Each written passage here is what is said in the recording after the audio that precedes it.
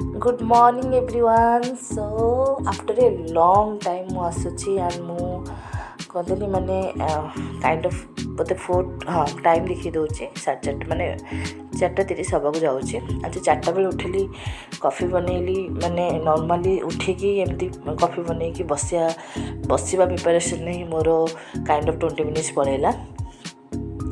But ମୁଁ ଯେମିତି kind of 1 year ପରେ ମେ ବି ଆସୁଛି କି ଲାଷ୍ଟ ମୁଁ ପ୍ରିପାରେସନ୍ କରିଥିଲି ଓଷ୍ଟେଟ୍ ପାଇଁ ଆଣ୍ଡ ଏଲ୍ଟିଆର୍ ପାଇଁ। ଏଲ୍ଟିଆର୍ର ପ୍ରିଲିମ୍ସ ମୋର ହେଲାନି, ତାପରେ ମୁଁ ପୁରା ମୋର କହନ୍ତିନି ପଢ଼ା ଛାଡ଼ି ହିଁ ଦେଲି। କାରଣ ମୋ ମାଇଣ୍ଡରେ ଆସିଗଲା ଯେ ମୁଁ ଏଇ ଯେଉଁ କମ୍ପିଟିସନ୍ରେ ମୁଁ ଆଉ ମାନେ ପାରିବିନି। କାରଣ ମୁଁ ଦେଖିଲି କି ବହୁତ ପ୍ରେସର୍ ଅଛନ୍ତି, ବହୁତ ପିଲା ମେହନତ କରୁଛନ୍ତି, 24 hours କୁଇଜ୍ କରୁଛନ୍ତି, 9 to 10 hours କ୍ଲାସ୍ କରୁଛନ୍ତି। ତ ସେଠି ମୁଁ ଘଣ୍ଟେ 2 ଘଣ୍ଟା ଏକ୍ଜାମ୍ ଟାଇମ୍ରେ ପଢ଼ିକି ମୁଁ ପାଇବିନି। ତ ମୋ ମାଇଣ୍ଡରେ ମୁଁ ସେଟ୍ କରିଦେଲି ଯେ ମୁଁ ଆଉ ଗଭର୍ଣ୍ଣମେଣ୍ଟ ଜବ୍ ପାଇଁ ପ୍ରିପାରେସନ୍ କରିବିନି, ମୁଁ ପ୍ରାଇଭେଟ୍ରେ ହିଁ ଫୋକସ୍ କରିବି। ଦାଟୁ ପୁଣି ପୁଅ ଟିକେ ବଡ଼ ହୋଇଗଲେ, କାରଣ ଏବେ ତ ମୋ ଟାଇମ୍ ଘରେ ଛାଡ଼ିକି ମୁଁ ପୁଅ ରହୁଛନ୍ତି, ଇଏ ପଳେଇଲେ 10ଟାରୁ ରାତି 10ଟା ପ୍ରାୟ ପଳାଉଛନ୍ତି। ତ ମୋର ମାନେ ମୁଁ ପୁଅକୁ ଛାଡ଼ିକି କାହା ପାଖରେ ଯିବି। ପ୍ରାଇଭେଟ୍ ଏମିତି ନାହିଁ ଯେ 50,000 ମୋତେ ସାଲେରୀ ମିଳିବ ତ ମୁଁ 10,000 ଗୋଟେ କେୟାରଟେକର୍ ରଖିଦେବି। ମିଳିମିଳିକା ମୋତେ 15,000 ହିଁ ମିଳିବ, ଯେହେତୁ ମୋର ଏକ୍ସପିରିଏନ୍ସ ନାହିଁ। ତା ଦେହରେ ଯଦି ମୁଁ 10,000 କେୟାରଟେକର୍କୁ ଦେଉଛି ଦେନ୍ ଆଉ କେୟାରଟେକର୍ ଦାଟୁ ପୁଣି ଏମିତି କେହି ନାହାନ୍ତି ଯେ ସିଏ କ'ଣ କରୁଛି କ'ଣ ନାହିଁ ଚେକ୍ କରିବ। ସୋ ସେଇଟା ମୋତେ ଠିକ୍ ଲାଗିଲାନି। ପୁଅ ଟିକେ ବଡ଼ ହୋଇଯିବ, ତା ଟାଇମ୍ ଟେବୁଲ୍ ବି ତାର ଟିକେ ଅଧିକ ହୋଇଯିବ। ତ ମୁଁ ବି ସେଇ ଟାଇମ୍ରେ ତା ସ୍କୁଲ୍ ଟାଇମ୍କୁ ମୋ ସ୍କୁଲ୍ ଟାଇମ୍ ମ୍ୟାଚ୍ କରିକି ହିଁ ମୁଁ ଜବ୍ କରିପାରିବି। ସୋ ଏଠି ମୁଁ ଜାଣିଲି ଯେ OTETର କାଲି ଆମର ଆନ୍ସର୍ କି ପଳେଇ ଆସିଛି, ରାଇଟ୍। ତ ଆନ୍ସର୍ କିକୁ ମୁଁ ଯେତେବେଳେ ମୁଁ ନିଜେ ଚେକ୍ କରିଥିଲି, ଯେଉଁଦିନ ଏକ୍ଜାମ୍ ଥିଲା 17 December, ସେଇଦିନ ହିଁ ମୁଁ ଆସିକି ସବୁ ୟୁଟ୍ୟୁବ୍ ବଗେରା ସବୁ ଚ୍ୟାନେଲ୍ରେ ତ ଆସିଯାଏ କି ଏମିତି ଆନ୍ସର୍। ତ ମୁଁ ଯେବେ କରିଥିଲି ନା, ମୁଁ ସେତେବେଳେ ହେଇଥିଲା 89 ଯେତେ ସ୍କୋର୍ ହେଇଥିଲା ମୋତେ ବହୁତ ଦୁଃଖ ଲାଗିଥିଲା। କାରଣ ମୁଁ ବହୁତ ହି ସିଲି ମିଷ୍ଟେକ୍ କରିଛି। ମାନେ ମୋ ଆନ୍ସର୍ ସେମ୍ ଠିକ୍ କରିଛି, ପରେ ଯାଇକି ଯେତେବେଳେ ମୁଁ ଗୋଲ୍ ବୁଲେଇଛି ନା, ସେତେବେଳେ ମୁଁ ତାକୁ ଚେଞ୍ଜ କରିଦେଇଛି। ଆକ୍ଚୁଆଲି ନେକ୍ସଟ ଟାଇମ୍ ମୁଁ ଯେବେ ବି କିଛି MCQ ବାଲା ଯେଉଁ ମୁଁ ଏକ୍ଜାମ୍ ଦେବି, ମୁଁ କୋଶ୍ଚିନ୍ ଏପଟେ କରୁଥିବି, ଗୋଲ୍ ବୁଲେଇ ଦେଉଥିବି। କାରଣ ଯେଉଁ ଫାଷ୍ଟ ତୁମେ ଯେଉଁ କୋଶ୍ଚିନ୍ର ଯଦି ତୁମେ ଆସିବି ନଥିବ, ଯେଉଁଟା ଗେସ୍ ବି କରିଥିବ ନା, ସେଇଟା ମାନେ କାଇଣ୍ଡ ଅଫ୍ 90% ତୁମ ରାଇଟ୍ ଥାଏ। 10% କିଛି ଗଲା ଥିବ ଯଦି ଥିବ, 90% ତୁମ ମ୍ୟାକ୍ସିମମ୍ ଟାଇମ୍ ଠିକ୍ ଥାଉ। କାରଣ ଫାଷ୍ଟ ତୁମେ ଯେଉଁ ପଢ଼ିଥିବ, ତୁମ ଧନ୍ଦଲା ହେଇକି ଥିବ ତୁମ ମେମୋରିରେ, ଆଣ୍ଡ ତୁମେ ସେଇଟାକୁ ହିଁ ମାନେ ଆନ୍ସର୍ ତୁମେ ଦେଇଦିଅ ସାଙ୍ଗେ ସାଙ୍ଗେ। ତାପରେ ଯେଉଁ ଚେଞ୍ଜ କରିଦେବ କିଛି ହୁଏ, କାରଣ ତୁମେ କୋଶ୍ଚିନ୍ ପଢ଼, ଆନ୍ସର୍ ସବୁ ସେମ୍ ଲାଗେ। କାରଣ ମୋ କେସ୍ରେ କ'ଣ ହେଉଛି କି ମୁଁ କଣ୍ଟିନ୍ୟୁଅସ୍ଲି ପଢ଼ୁନି, କି ମୁଁ କହନ୍ତିନି ଯେଉଁ ଡେସ୍କ୍ରିପ୍ସନ୍ ପାର୍ଟ ଯେଉଁଟା ରହିଲା ସିଲାବସ୍ ୱାଇଜ୍ ପଢ଼ିକି ତାକୁ 2 to 3 ଟାଇମ୍ ରିଭାଇଜ୍ କରୁଛନ୍ତି ପିଲା। ତ ସେମାନଙ୍କୁ ପୁରା ମାନେ ଜାଣିଛନ୍ତି, ତାଙ୍କୁ କୋଶ୍ଚିନ୍ ଦେଖୁ ଦେଖୁ ଆନ୍ସର୍। ବଟ୍ ମୋ କେସ୍ରେ କ'ଣ ଥିଲା, OTETଟା ବି ମୁଁ ଲାଷ୍ଟ ମୋମେଣ୍ଟରେ ପକାଇଛି, ଯେଉଁଦିନ ଲାଷ୍ଟ ଡେଟ୍ ଥିଲା। କାରଣ ମୁଁ ଜାଣିନି ମୋର କ'ଣ ହେଲା, ମୁଁ ମୋ ମାଇଣ୍ଡକୁ କହିଲି କି ନାଇଁ, ମେ ବି OTET ଯଦି କ୍ଲିୟର୍ କରୁଛୁ ଦେନ୍ JETଟା ତୋତେ ଇଜି ହେବ, ଆଉ ତୁ JET ପାଇଁ ପ୍ରିପାରେସନ୍ କରିବୁ। ଗୋଟେ ଲାଷ୍ଟ ଟ୍ରାଏ ନେ 2026ରେ।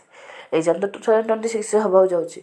ତ ମୁଁ କହିଲି ହଉ ଠିକ୍ ଅଛି, 2026 ମେ ବି ମୋ ପାଇଁ ଭଲ ହେଇପାରେ। ତ ମୁଁ ଗୋଟେ ଲାଷ୍ଟ ଟ୍ରାଏ ନେବି କହିକି ମୁଁ OTET ଏକ୍ଜାମ୍ଟା ପକାଇଥିଲି। ବହୁତ କମ୍ ଗ୍ୟାପ୍ ଥିଲା, ଦେଖିଥିବି 25 ଥିଲା ଲାଷ୍ଟ ଡେଟ୍। ତାପରେ 17ରେ ଏକ୍ଜାମ୍ ଥିଲା। 17ରେ ଏକ୍ଜାମ୍ଟା ବି ମୁଁ ଜାଣିନି କେଉଁଠୁ ମୋ ପାଖକୁ ଗୋଟେ ମାନେ ଏମିତି ମେସେଜ୍ରେ ଦେଖିଥିଲି ଯେ ଟେଲିଗ୍ରାମ କି କେଉଁଠିକି ସେଇଟା ହେଇଯାଇଛି 12 ନା 13 ଜାନୁଆରୀକୁ।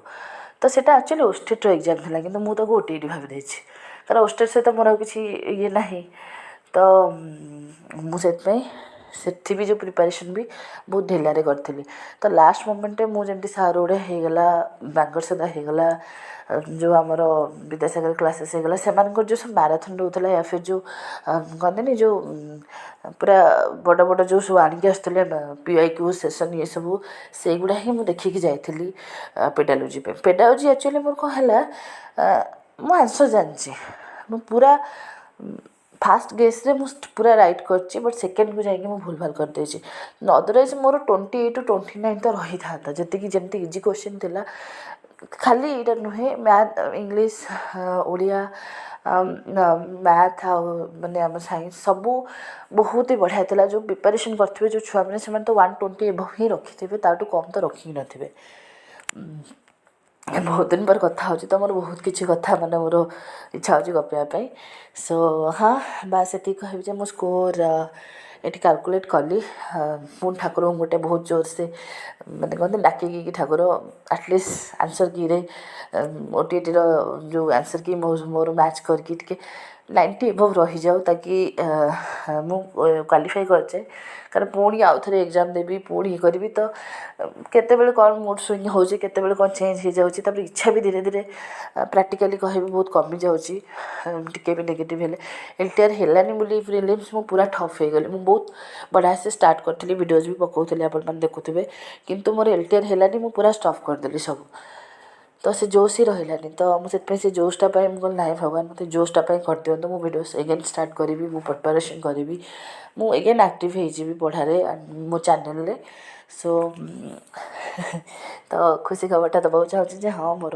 93 रहा सो जहाँ भी जी माने आमर आंसर की देखिली तो 93 रोचे so thankfully may be clear माने हो गली सो चलते एवं नेक्स्ट प्रिपरेशन करवा जूनियर टीचर पर बहुत भल भाव प्रिपरेशन करा मु बहुत भल भाव एथर वीडियो जानी पूरा कल पढ़ी 4 ରୁ 6टा 4 AM to 6 AM 2 आवर्स मुझे स्ट्रेट पढ़ी मोर मेन हूँ इंपोर्टाट काम हूँ पढ़ा जोटा मुझे सकालू ही सारिदेवी कारण होल डे कौन हम कौन ना मो पाखे केते टाइम रोचे किसी भी टाइम टेबल न था कम स्टार्ट हो गली वन्स पु उठला परठू जो कम स्टार्ट हुए सेटार किसी भी टाइम टेबल न था तो मुझे 4 ରୁ 6 पढ़देवी ठीक अच्छे आ पकेबी थैंक यू।